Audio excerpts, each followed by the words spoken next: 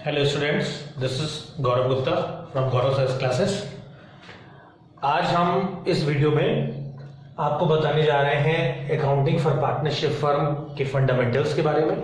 जैसा आपने class 11th में थ्योरी में पढ़ा कि हमारे यहाँ 5 टाइप के बिजनेस फॉर्म्स होते हैं।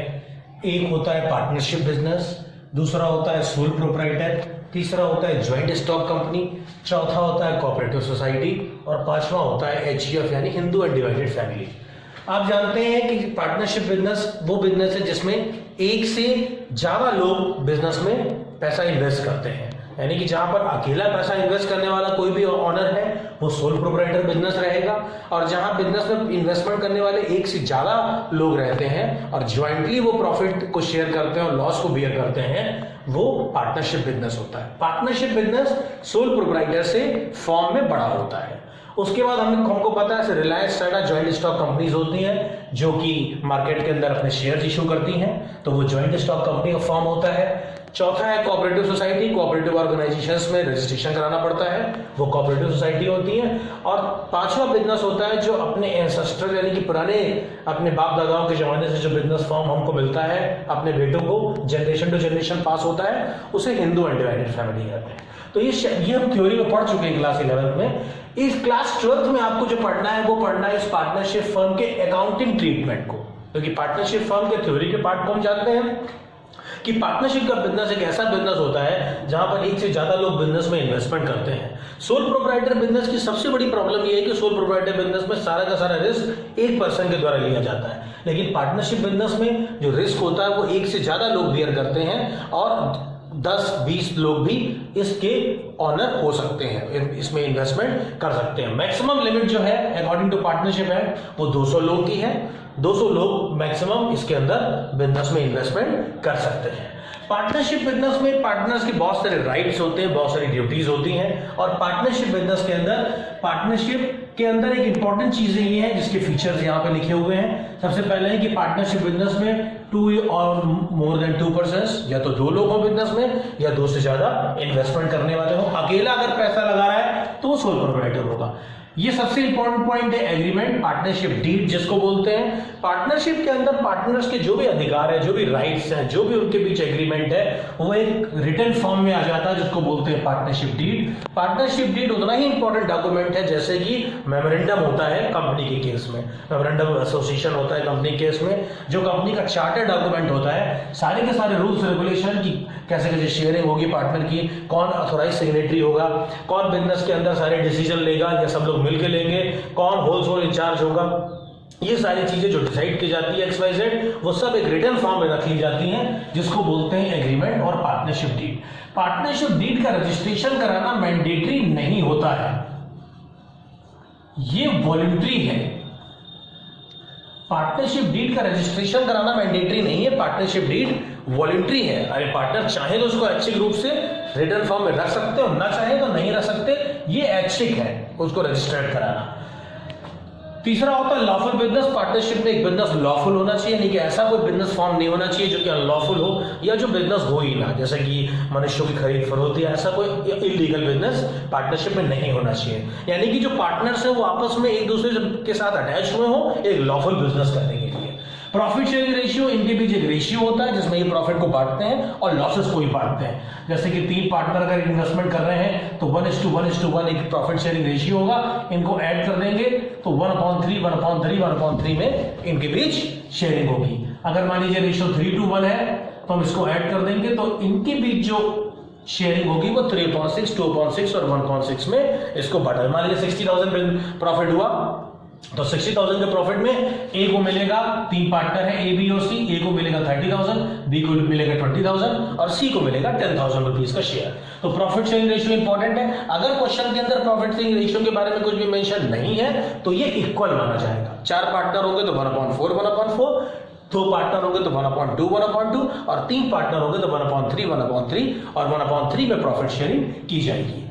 ये इंपॉर्टेंट पॉइंट है कि बिजनेस या तो सभी लोग मिलकर कर सकते हैं, can be carried on by all, और any of them partner acting for all, यानी कि जैसे 3 पार्टनर है, 2 केवल पैसा लगा रहे हैं, वो ज्यादा एक्टिव नहीं है, तो उसमें से एक पार्टनर बिजनेस के अंदर ज्यादा एक्टिव हो सकता है, बाकी सारे लोगों को उसके सारे डिसीजंस को मानना होगा, वो बाइंड होगा उनके लिए। इसलिए business can be carried on by all, या तो एक के द्वारा, सबके द्वारा किया जाए मिलके, या किसी एक पार्टनर के द्वारा जो उनके बिहाफ पे एक्ट करेगा भी पार्टनरशिप बिजनेस किया जा सकता है। पार्टनरशिप बिजनेस में जरूरी नहीं कि तीनों पार्टनर इक्वली एक्टिव हो। पार्टनरशिप बिजनेस में ये भी हो सकता है कि 2 पार्टनर केवल पैसा लगा रहे हैं, वो डोरमेंट है, वो अपना और कोई काम कर रहे हैं, और बाकी एक पार्टनर या 2 पार्टनर ज्यादा एक्टिव हैं, तो जो एक्टिव पार्टनर होगा उसके डिसीजंस वो भी जो भी लेगा वो सबको मानना पड़ेगा और वो सब पे बाइंड होगा। उसके बाद अगर मान लीजिए ये पार्टनरशिप डीड, जैसा मैंने बताया कि मैंडेटरी नहीं है, ये वॉलंटरी है, मान लीजिए पार्टनरशिप डीड नहीं है, पार्टनर्स के बीच कोई एग्रीमेंट नहीं है, पार्टनरशिप डीड अब्सेंस है, तो क्वेश्चन के अंदर दिया होगा आपको कि पार्टनरशिप डीड अब्सेंट है, यानी पार्टनरशिप डीड नहीं बनाई गई पार्टनर्स के बीच, तो आपको जैसे पार्टनर को हम प्रॉफिट लॉस एप्रोप्रिएशन अकाउंट बनाते हैं तो उसमें पार्टनर को bonus, salary, commission, interest on capital, drawing वगैरह देते हैं। तो जब पार्टनरशिप डीड अब्सेंट होगी तो ये सब चीजें अलाउ नहीं की जाएंगी। भले ही क्वेश्चन में लिखा हो कि पार्टनर को ये सैलरी दी जा रही है, ये इतना कमीशन दिया जा रहा है, ये इतना इंटरेस्ट ऑन कैपिटल दिया जा रहा है, तो उसका कोई मतलब नहीं है। वो पार्टनरशिप डीड अगर अब्सेंट है, क्वेश्चन में लिखा है, तो bonus, salary, commission, interest on capital, interest on drawing partner को अलाउ नहीं करेंगे, यानी कि उसको नहीं दिखाएंगे।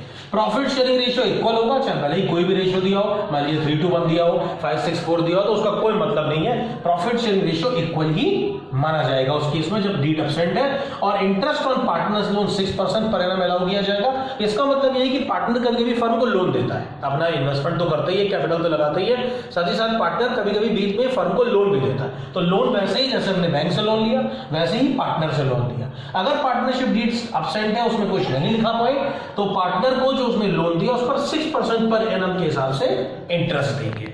ये उसको कंपलसरी हमको देना है, ये जरूरी है। उसके बाद जैसा हमको पता है, जैसे हम लोग क्लास 11 में प्रॉफिट लॉस अकाउंट बनाते हैं, सारे खर्चे दिखाते हैं, सारी इनकम दिखाते हैं, वैसे ही यहां पर प्रॉफिट लॉस एप्रोप्रिएशन अकाउंट बनाया जाएगा। यहाँ मेन 2 अकाउंट्स होते हैं, फंडामेंटल आपको समझने हैं, प्रॉफिट लॉस एप्रोप्रिएशन अकाउंट और पार्टनर्स कैपिटल अकाउंट। तो प्रॉफिट लॉस एप्रोप्रिएशन अकाउंट में क्रेडिट साइड में कुछ आइटम्स आएंगे और डेबिट साइड में कुछ आइटम्स आएंगे। क्रेडिट साइड है और ये डेबिट साइड में कुछ आइटम्स आएंगे। जैसे हमने जो क्लास 11 में प्रॉफिट लॉस अकाउंट बनाया, उसका जो प्रॉफिट होगा वो यहां आएगा और उसका जो लॉस होगा तो वो इस साइड आएगा। ये लॉस है, आप जानते हैं, और ये प्रॉफिट है। ध्यान रखिए, प्रॉफिट लॉस एप्रोप्रिएशन अकाउंट का मतलब ये है कि जो फर्म ने कमाया उसके बाद जो पार्टनर को देना है या उससे जो लेना है उसको हम प्रॉफिट लॉस एप्रोप्रिएशन अकाउंट में शो करेंगे, एप्रोप्रिएट करेंगे। एप्रोप्रिएशन का मतलब ये होता है कि पार्टनर को दी जाने, पार्टनर एक ओनर है, पार्टनर एक मालिक है, उसको जो हमने कमिटमेंट किया डीड में या उसको जो हमने वादा किया, प्रॉमिस किया, वो हम डेबिट साइड में दिखाएंगे क्योंकि फर्म के लिए खर्चा है। Profit loss appropriation account firm बना रही है, फर्म जो भी पार्टनर को देगी वो उसके खर्चे में अलाउ कर देगी, जो भी पार्टनर से लेगी वो फर्म अपनी इनकम में दिखाएगी। ध्यान रखिए, बहुत जरूरी है कि profit loss appropriation account is prepared by the firm. Whatever firm is giving to the partner is debited to the partner's profit loss appropriation account, and whatever is being charged from the partner is showing to the credit side of the profit loss appropriation account. तो ध्यान रखिए कि यहाँ से partner को bonus मिल रहा है, salary मिल रहा है, मतलब किसी एक पार्टनर को मिल रही तो एस कैपिटल कर देंगे और उसके अमाउंट को शो कर देंगे। सैलरी हमने किसी का कमिटमेंट किया, सैलरी अगर मंथली दी तो 12 से मल्टीप्लाई कर देंगे और अगर क्वार्टरली सैलरी दी तो 4 से मल्टीप्लाई कर देंगे। कमीशन दिया है, प्रॉफिट लॉस कमीशन का कमिटमेंट किया है तो वो आएगा। इंटरेस्ट ऑन ड्राइंग, पार्टनर ने जो पैसा निकाला फर्म से, जैसे हम इंटरेस्ट ऑन कैपिटल पार्टनर को दे रहे हैं, यहाँ पर दिखा के इसका टोटल कर दीजिएगा, तो वो जो पैसा फर्म से निकाल रहा है पार्टनर, उस पर इंटरेस्ट ऑन ड्राइंग हम उससे चार्ज करेंगे, इसलिए ये फर्म की इनकम है। ये ध्यान रखिए, क्वेश्चन में अगर कुछ नहीं दिया तो इंटरेस्ट ऑन ड्राइंग 6 महीने की अप्लाई की जाएगी, यानी कि रेट को या तो आधा कर देना है या तो जो ड्राइंग दी है उसको रेट इंटू 6/12 कर देना है। ये ध्यान रखिए कि इंटरेस्ट ऑन ड्राइंग हाफ लगेगी अगर क्वेश्चन में कुछ भी नहीं कर रहा, और अगर ड्राइंग पे इंटरेस्ट निकाल के दिया तो वही हम लिख के जोड़ देंगे। उसके बाद जैसा आप करते थे इसको जोड़ देंगे, इसको इससे लेस करेंगे, अगर ये पोर्शन ज्यादा है तो फर्म। हाँ, दूसरी एक चीज और, रिजर्व।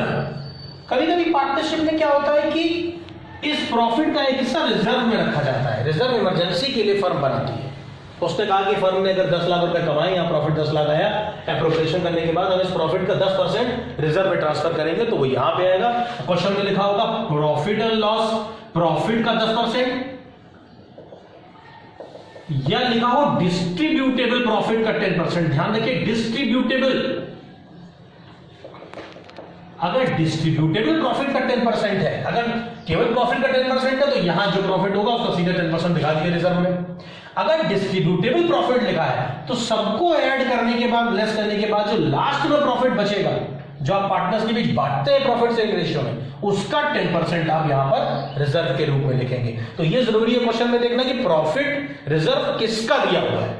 प्रॉफिट का दिया है परसेंटेज और it is given at the point of distributable profit. तो डिस्ट्रीब्यूटेबल प्रॉफिट होगा तो सबको ऐड करने के बाद, लेस करने के बाद यहां जो प्रॉफिट बचेगा which is going to be distributed by the partners, उसको बांटेंगे। और अगर सीधे दिया तो प्रॉफिट का 10% डायरेक्ट हम अप्लाई करेंगे। उसके बाद रिजर्व ये फर्म इमरजेंसी के लिए रखती है, ये पार्टनर्स को नहीं दिया जाएगा, पार्टनर्स के अकाउंट में नहीं जाएगा। उसके बाद तो प्रॉफिट लॉस एप्रोप्रिएशन अकाउंट का मतलब फिर से समझा रहा हूं कि प्रॉफिट लॉस एप्रोप्रिएशन अकाउंट में डेबिट साइड और क्रेडिट साइड में क्या क्या आइटम्स आएंगे। डेबिट साइड में वो आइटम्स आएंगे जैसे हमने पार्टनरशिप डीड में बोनस, सैलरी, कमीशन या इंटरेस्ट ऑन कैपिटल पार्टनर को देने का प्रॉमिस किया, तो वो फर्म के लिए लॉस है, लॉस का मतलब खर्चा है, तो फर्म उसे डेबिट साइड में दिखाएगी। और अगर जो हमने पार्टनर ने पैसा निकाला फर्म से ड्राइंग के रूप में, उस पर जो इंटरेस्ट होगा वो क्रेडिट साइड में आएगा। ड्राइंग पे इंटरेस्ट हमेशा 6 मंथ्स का निकाला जाएगा अगर क्वेश्चन में कुछ भी मेंशन नहीं होगा। उसके बाद रिजर्व के बारे में मैंने बताया कि प्रॉफिट का, डायरेक्ट प्रॉफिट का परसेंटेज लेना है और it is certain percentage of distributable profit. उसके बाद जो बचेगा उसको प्रॉफिट आ जाएगा। प्रॉफिट अगर ये पोर्शन बड़ा है इसको लॉस माइनस करेंगे, खर्चों को, प्रॉफिट आ जाएगा। प्रॉफिट को हम एक रेशियो में बांटेंगे जो क्वेश्चन में दिया होगा, जिसको बोलते हैं प्रॉफिट शेयरिंग रेशियो।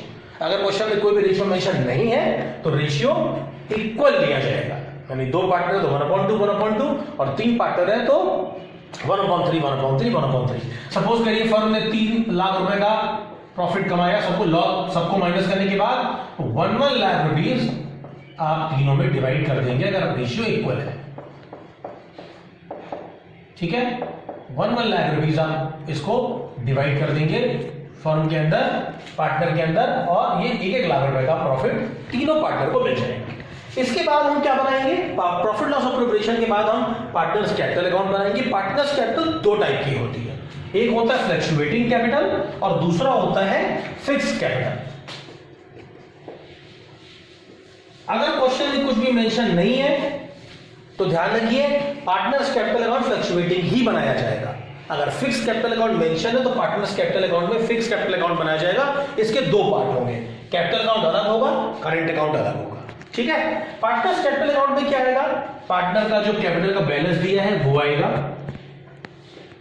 पार्टनर का जो बैलेंस दिया है कैपिटल का वो आएगा। वो कैपिटल जो पार्टनर इन्वेस्ट करता है बिजनेस में वो यहां पर बैलेंस के रूप में आएगी, बाय बैलेंस कैरी डाउन। वो ये देखिए यहां पर जो एप्रोप्रिएशन, अब देखिए यहां पर आप समझिए प्रॉफिट लॉस एप्रोप्रिएशन अकाउंट के जो डेबिट साइड में चीजें दी होंगी, यानी फर्म के लिए जो खर्चा है वो पार्टनर के लिए इनकम है, इसलिए क्रॉस एंट्री के रूप में क्रेडिट साइड में आएगा। जो इधर के डेबिट साइड में आइटम्स दिए होंगे वो पार्टनर्स कैपिटल अकाउंट की क्रॉस एंट्री में क्रेडिट साइड में आएंगे, यहां के आइटम इस साइड आएंगे, और जो इस साइड दिए होंगे वो आइटम्स इस साइड आएंगे। क्योंकि यहां फर्म के लिए इनकम है तो पार्टनर के लिए लॉस है, पार्टनर के खाते से वो पैसा निकाला जाएगा। कैपिटल अकाउंट के क्रेडिट साइड में जो आइटम्स आएंगे वो पार्टनर की कैपिटल को बढ़ाएंगे, इसलिए ये ऐड किए जा रहे हैं इसकी कैपिटल में। मान लीजिए पार्टनर की कैपिटल शुरू में 1 लाख है और उसको बोनस के 10,000 मिले, सैलरी के मिले, कमीशन के मिले, तो उसकी कैपिटल बढ़ के यहां पर फाइनल बैलेंस आएगा, यानी कैपिटल उसकी बढ़ जाएगी। इसलिए ये जो चीजें हमने उसको दी ये क्रॉस एंट्री के रूप में इस साइड आती रहेंगी। यहां पर आपको बैलेंस दिखाना है, बोनस दिखाना है ये वाला। अगर पार्टनर ने बीच में पैसा फिर से लगाया एडिशनल कैपिटल एसी तो वो भी दिखाया जाएगा, अगर एक ने लगाया तो एक में दिखाएंगे और सबने लगाया सब में दिखाएंगे। सैलरी जो उसको मिली वो दिखाई क्रॉस एंट्री, कमीशन जो मिला वो दिखाया, इंटरेस्ट ऑन कैपिटल दिखाया, और प्रॉफिट लॉस एप्रोप्रिएशन का जो प्रॉफिट है ये क्रेडिट साइड में आ जाएगा। इधर एक चीज बढ़ जाएगी ड्रॉइंग, जो इसमें नहीं दी। अगर पार्टनर ने पैसा बीच में विड्रॉ कर लिया, विड्रॉ तो क्रेडिट तो इस साइड आएगा, इंटरेस्ट ऑन ड्रॉइंग इस साइड आएगी, और प्रॉफिट लॉस एप्रोप्रिएशन का अगर लॉस हो गया दिस वन, तो वो इस साइड आएगा। इसके बाद सबको जोड़ने घटाने के बाद हम पार्टनर की फाइनल कैपिटल निकाल देंगे। इस पोर्शन को ऐड करेंगे, इस पोर्शन को लेस करेंगे, फाइनल कैपिटल पार्टनर की निकाल देंगे। समझ में आ रही बात? अगर क्वेश्चन में दिया है कि पार्टनर्स कैपिटल अकाउंट फ्लक्चुएटिंग ना होकर फिक्स है, तो हम दो अकाउंट बनाएंगे, एक बनेगा पार्टनर्स कैपिटल अकाउंट और दूसरा बनेगा partners current account. Partners capital में पार्टनर का बैलेंस और उसने जो पैसा निकाला और लगाया केवल वो आएगा, यानी इधर उसने एडिशनल कैपिटल लगाई, जैसे कि इसने इन्होंने लगाई तो वो आएगी, और इन्होंने अगर विड्रॉ कर ली तीसरे वाले तो ये आएगी। केवल इसके अंदर कैपिटल का ट्रीटमेंट होगा, यानी कि जो भी बोनस सैलरी कमीशन वगैरह है वो एक अलग अकाउंट में आएगा जिसको बोलते हैं करंट अकाउंट। करंट अकाउंट में हम कैपिटल से रिलेटेड कोई चीज नहीं दिखाएंगे। जब हम ये जानना चाहें कि पार्टनर की कैपिटल कितनी है, हमने ये अकाउंट क्यों बनाया, कोई इसमें इस कैपिटल इस अकाउंट से ये पता लग रहा है कि पार्टनर की कैपिटल कितनी है, यानी उसने कैपिटल के रूप में कितना पैसा लगाया। बोनस सैलरी कमीशन की वजह से हमको उसकी जेन्युइन कैपिटल नहीं पता लग पाती कि उसने शुरू में कितना इन्वेस्टमेंट किया, तो हम इसके लिए हम फिक्स कैपिटल अकाउंट बनाएंगे। यहां हम केवल बैलेंस जो ये था ये बैलेंस दिखाएंगे, और जो ये विड्रॉ किया था यहां पर इंट्रोड्यूस किया था एडिशनल कैपिटल, और जो विड्रॉ की थी केवल इसको दिखाएंगे। अगर कोई भी एडिशनल कैपिटल विड्रॉ नहीं लगाई या विड्रॉ नहीं किए तो यही बैलेंस यहां पर आके ही बैलेंस क्रेडिट डाउन हो जाएगा, बीच में कोई कैपिटल ना लगाई ना निकाली।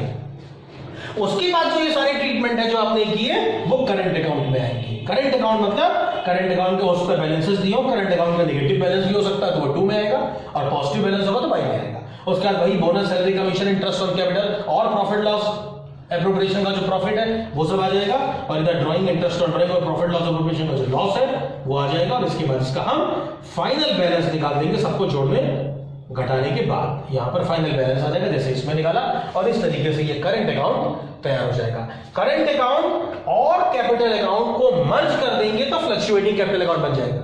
तो डीसी को हमने 2 पार्ट में डिवाइड कर दिया, हमने इसको मर्ज कर दिया। तो अगर मान लीजिए हमने शुरू में कैपिटल 1 लाख रखी, उसके बाद कैपिटल 1.5 लाख हो गई, तो हमको ये नहीं पता लग पा रहा है कि हमारी कैपिटल कितनी है, क्योंकि उसके अंदर हमको बोनस भी मिला, सैलरी भी मिला, कमीशन भी मिला, इंटरेस्ट ऑन कैपिटल भी मिला, तो हमारी जेन्युइन कैपिटल हमारी कितनी ये नहीं पता लग पा रहा। लेकिन इसमें हमको सिर्फ ये पता लग रहा है कि हमारी कैपिटल कितनी है, तो कैपिटल हमारी यहां पर केवल आ जाएगी, और बाकी सब चीजों की वजह से जो क्रेडिट हुआ वो हमारा करंट अकाउंट में आ जाएगा। ठीक है, तो यहां पर 2 पोर्शन बनेंगे इसके, पार्टनर्स कैपिटल अकाउंट फिक्स होगी और करंट अकाउंट होगा। इन्हीं को जब मर्ज कर देंगे तो फ्लक्चुएटिंग कैपिटल अकाउंट तैयार हो जाएगा। इसी को 2 पार्ट में डिवाइड कर देंगे तो कैपिटल अकाउंट और करंट अकाउंट 2 पार्ट में तैयार हो जाएगा। ध्यान रखिए क्वेश्चन में दिया होगा कैपिटल अकाउंट फिक्स है तो ये बनाएंगे, कैपिटल अकाउंट फ्लक्चुएटिंग है तो ये बनाएंगे। कुछ भी मेंशन नहीं होगा तो फ्लक्चुएटिंग कैपिटल अकाउंट के अकॉर्डिंग ही अपना क्वेश्चन लगाएंगे। ठीक है, अब इस में आपको ये समझना होगा कि अगर पार्टनरशिप डीड्स एब्सेंट है, पार्टनरशिप डीड अगर एब्सेंट है तो हम प्रॉफिट लॉस एप्रोप्रिएशन अकाउंट कैसे बनाएंगे। जैसा हमने इस प्रॉफिट लॉस एप्रोप्रिएशन अकाउंट में देखा कि पार्टनर को bonus salary commission interest on capital और इंटरेस्ट ऑन ड्राइंग वगैरह सब मिल रहा है क्योंकि वो डीड में मेंशन था, और पार्टनर उसके लिए एलिजिबल है, वो पाएगा वो, और प्रॉफिट शेयरिंग रेशियो दिया होगा, उसको बचे हुए प्रॉफिट को बांट देंगे। ये फुल प्रॉफिट लॉस एप्रोप्रिएशन है। लेकिन क्वेश्चन में सब चीजें दी हूं कि हम पार्टनर को इतनी सैलरी दे रहे हैं, इतने रुपए कमीशन दे रहे हैं, इतने रुपए बोनस दे रहे हैं, इतना इंटरेस्ट ऑन ड्राइंग उससे चार्ज कर रहे हैं, और फिर नीचे दिया होगा कि पार्टनरशिप डीड साइलेंट है या एब्सेंट है। एब्सेंट है, साइलेंट के एब्सेंट है, यानी कि पार्टनरशिप डीड बनाई नहीं। तो ध्यान रखिए अगर पार्टनरशिप डीड एब्सेंट है, बनाई नहीं गई, तब हम उसको ये सब चीजें नहीं अलाउ करेंगे। ये नियम नहीं है। पार्टनरशिप डीड अगर साइलेंट अगर एब्सेंट है तो ध्यान रखिए हम पार्टनर को केवल प्रॉफिट में से इंटरेस्ट ऑन लोन अलाउ करेंगे। उसने फर्म को लोन कब दिया ये ध्यान रखिए, जैसे मैंने इमेजिनरी एग्जांपल लिया, 1 लाख रुपए उसने फर्म को दिए 1 जुलाई 19 को, तो जुलाई से लेकर मार्च तक का 9 महीने होते हैं। 9 मंथ का इंटरेस्ट निकालना है 2 लाख पे, 9 मंथ का इंटरेस्ट निकालना है 6% के हिसाब से। ध्यान रखिए 6% के हिसाब से 1 लाख पे निकालना है तो ये आ जाएगा 4500। 4500 इंटरेस्ट हम यहां पर दिखाएंगे इंटरेस्ट ऑन लोन, और अगर यहां पर ना दिखाना चाहे तो हम यहां पर माइनस भी करके प्रॉफिट को बाहर दिखा सकते हैं। उसके अलावा बोनस सैलरी कमीशन और इंटरेस्ट ऑन लोन वगैरह कुछ भी नहीं, इंटरेस्ट ऑन कैपिटल वगैरह कुछ भी अलाउ नहीं किया जाएगा। बचेगा जो प्रॉफिट उसको किसी रेशियो में ना बांट के इक्वली बांट दिया जाएगा। 3 पार्टनर है, 1/3 1/3 1/3 बांट दिया जाएगा। भले ही क्वेश्चन के अंदर कुछ भी कहे वो चीज अलाउ, वो रेशियो नहीं अप्लाई करेंगे। तो ध्यान रखिए आपको छोटा सा part profit loss appropriation account बनाना है जिसमें इंटरेस्ट ऑन पार्टनर्स लोन 6% की तरफ से अलाउ करना है और प्रॉफिट को इक्वली बांटना है। बोनस, सैलरी, कमीशन वगैरह कुछ भी अलाउ नहीं करना है। उसके बाद मैं आपको समझाने जा रहा हूं कि इंटरेस्ट ऑन कैपिटल कैसे निकालेंगे। इंटरेस्ट ऑन कैपिटल वो होता है जिसमें पार्टनर जो है फर्म को लोन देते हैं, इंटरेस्ट कैपिटल लगाता है, उस पर उसको इंटरेस्ट मिलता है। इंटरेस्ट पर क्या परसेंटेज होगा, यहाँ पर हमने माना कि 10% इंटरेस्ट उसको कैपिटल में मिल रहा है, तो उसके लिए आपको क्या किस तरीके से समझना है या देखिए कि जैसे 1 अप्रैल 2019 को पार्टनर की कैपिटल 1 लाख, 2 लाख और 2 लाख थी। ये इनिशियल कैपिटल है, शुरुआत। मान लीजिए 1 अगस्त को मिस्टर ए ने 50,000 रुपए लगाए बीच में और बी ने 20,000 रुपए निकाल दिए। सी ने कुछ नहीं किया, तो हम अगर लगाए तो हम जोड़ देंगे, इन्होंने निकाले तो माइनस कर देंगे, इनको ऐसे ही रखेंगे, जोड़ देंगे, लेस कर देंगे। उसका सपोज करिए 1 अक्टूबर को फिर से इन्होंने 20,000 रुपए निकाल लिए, इन्होंने कुछ नहीं किया और उन्होंने 30,000 रुपए लगा दिए। अगर निकाल लिए तो माइनस हो गया, इनका ऐसे ही रहा और ये 2,30,000 रुपए आ गए। अब आप यहां इंडिविजुअली 1 बाई 1 एक-एक को देखिए कि एक ही कैपिटल कितने महीने लगी रही चेंज होने से पहले। अप्रैल से लेके अगस्त तक का इसकी 1 लाख रुपए लगे रहे। यहां चेंज तो उसका अगस्त में आया, तो अप्रैल, मई, जून और जुलाई 4 महीने का इंटरेस्ट हमको निकालना है 1 लाख पे। उसके बाद अगस्त के बाद अक्टूबर में चेंज आया इसकी कैपिटल में, तो अगस्त, सितंबर, अक्टूबर, अगस्त और सितंबर 2 महीने का इंटरेस्ट निकालना है 1.5 लाख में, क्योंकि 1.5 लाख की जो कैपिटल है ये वाली, ये 2 महीने लगी रही, अगस्त से लेके अक्टूबर तक। अक्टूबर में तो चेंज आ गया। उसके बाद अक्टूबर में 20,000 रुपए निकाल दिए, तो 1,30,000 जो कैपिटल लगी रही, ये अक्टूबर से लेके मार्च, मतलब मार्च अकाउंटिंग ईयर क्लोज, अक्टूबर, नवंबर, दिसंबर, जनवरी, फरवरी, मार्च, 6 मंथ्स की लगी रही, तो 6 मंथ्स का लगेगा। 3 पार्ट में इसका इंटरेस्ट निकाला जाएगा। ध्यान दीजिए, 1 अप्रैल 2019 को 1 लाख रुपए लगाए, उसका पहला चेंज अगस्त में आया, तो इसमें 50,000 रुपीज ऐड कर दे, तो यानी 1 लाख रुपए कैपिटल उसकी अगस्त तक लगी रही, जुलाई तक लगी रही, जुलाई 31 जुलाई तक। तो ये 1 लाख रुपए पर इंटरेस्ट आपको 4 महीने का निकालना है। उसके बाद 50,000 जोड़ने के बाद कैपिटल की 1.5 लाख हो गई। 1.5 लाख रुपए अगस्त से लेके सितंबर तक लगे रहे, 31 सितंबर तक, तो उस पर 2 महीने का इंटरेस्ट निकालना है। फिर कोई चेंज नहीं है तो ये लास्ट वाली कैपिटल अकाउंट के क्लोज होने तक का निकाल देंगे। इस पर आप कैसे निकालेंगे, 1 लाख पे इंटरेस्ट 4 महीने का 4/12 और रेट है 10%, तो 10/100। 1.5 लाख पे 2 महीने का, तो 2/12 इंटू 10/100 और 1,30,000 पे 6 महीने का 6/12 इंटू 10/100 करके तीनों का इंटरेस्ट जोड़ देंगे, इसकी इंटरेस्ट ऑन कैपिटल आ जाएगी पार्टनर की। उसके बाद बी ने क्या किया, बी का समझिए, बी ने 2 लाख रुपए इनिशियली लगाए, उसके बाद अगस्त में चेंज आ गया, तो 2 लाख रुपए इसके लगे रहे अप्रैल, मई, जून और जुलाई, 4 मंथ्स तक, तो इसका 4 मंथ्स का निकलेगा 2 लाख का इंटू रेट।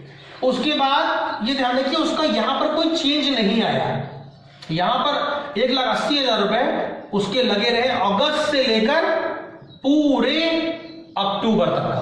अक्टूबर तक का क्या, बल्कि पूरे मार्च तक का, क्योंकि उसका एक बार चेंज आया है केवल बस। तो अगस्त से लेकर सीधे मार्च तक का हम पूरे अगस्त, सितंबर, अक्टूबर, नवंबर, दिसंबर, जनवरी, फरवरी, मार्च 8 महीने का इंटरेस्ट हम 1,80,000 रुपए निकाल देंगे और रेट से मल्टीप्लाई कर देंगे। कहने का मतलब यह है कि एक पार्टिकुलर पार्टनर की कैपिटल चेंज होने से पहले कितने महीने तक लगी रही। यहां पर देखिए चेंज आया अगस्त में, तो ये 2 लाख रुपए लगे रहे 4 महीने इंटू 4/12 इंटू रेट अपॉन 100। उसके बाद अगस्त में चेंज आ गया, फिर कोई चेंज नहीं आया बीच में, देखिए तो अगस्त से लेकर सीधे 31 मार्च चलेगा। अक्टूबर में आया चेंज, लेकिन वो इन लोग का आया, अक्टूबर में इसका चेंज नहीं आया। तो हम अक्टूबर में से लेकर 31 मार्च तक 8 महीने होते हैं, 8 महीने का इंटरेस्ट निकाल देंगे और दोनों जोड़ देंगे। ऐसे सी का देखिए, सी का क्या होगा, सी का वही होगा जो जैसा ए में रहा, इनका 2 लाख रुपए पर इंटरेस्ट निकालेंगे आप अप्रैल से लेकर अगस्त तक का, यानी कि 4 महीने का निकालेंगे। फिर अगस्त, सितंबर 2 महीने की 2 महीने इंटरेस्ट आप निकालेंगे। अब देखिए यहां पर, अब यहां प्रॉब्लम यह है कि अप्रैल से लेकर अगस्त इनका चेंज आया है अक्टूबर में, ध्यान दीजिए, सी का चेंज आया है अक्टूबर में, सी का चेंज बीच में नहीं आया। सी ने 1 अप्रैल को 2 लाख रुपए कैपिटल लगाई, फिर उसने चेंज किया अक्टूबर में। तो यानी अप्रैल, मई, जून, जुलाई, अगस्त, सितंबर 6 महीने का इंटरेस्ट आपको 2 लाख पे देना है। फिर 2,30,000 जो कैपिटल आएगी चेंज होके, वो यहां अक्टूबर से लेके 31 मार्च तक 6 महीने का इंटरेस्ट आपको निकालना है।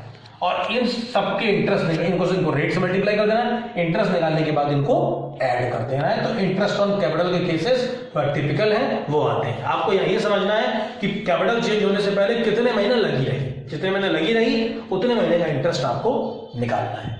ठीक है, तो ये इस तरीके से क्वेश्चंस आपको भेजे जाएंगे भी थोड़ी देर में, और आपको उसको सॉल्व करके मुझसे पूछना है।